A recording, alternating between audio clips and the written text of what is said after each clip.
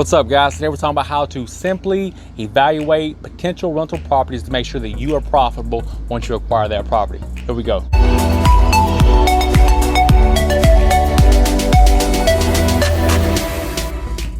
Hey guys, welcome back to REI Simplified. I'm your host, Adam Johnson, where we break down complex real estate situations and scenarios for people like me and you, the beginning investors.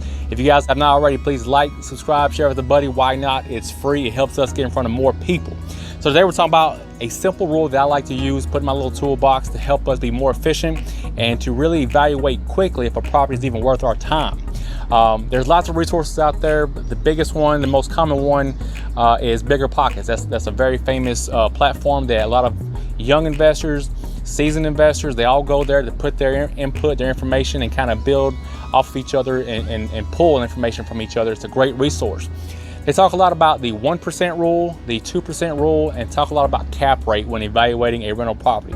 Let me just say, none of that is wrong. None of that is wrong, but I also want to point out that those are simply rules of thumb. They're not to be followed down to the T, because there's so many variables when it comes to rental real estate, you know. Like, for example, the 1 and 2% rule. The 1% rule states that if I put in $100,000 in to buy a property, I want to charge at least 1% of that dollar amount in rent. So if I buy a house for $100,000, I want to rent it for $1,000. In my market, that is not going to happen. That's just, the numbers don't work for us like that. If I have a little small $100,000 house, I may get $750 to $900 for it, possibly. Likewise with the 2% rule, very similar. If you buy a house for $100,000, they want to get $2,000 for rent. That's never going to happen in my market. And then the last calculation formula that I do not personally use, and I never will, is the cap rate. I'm not going to go too deep into it. You can check it out on Google. There's calculators out there, but it has so many different numbers to walk through, which is, there's nothing wrong with that, but it does not take into consideration the actual mortgage payment. So I think you have, at least it doesn't work for me. That's all I'm going to say. So I simplify our processes when I evaluate a property, and this is how stupid simple it is, okay? I take into account the principal, interest, taxes, and insurance payment. That's my payment to the mortgage company. It covers all 4 of those, the PITI, okay? I take that number times 1.3, that's times 130%. That's adding 30% on to the already 100% of the payment.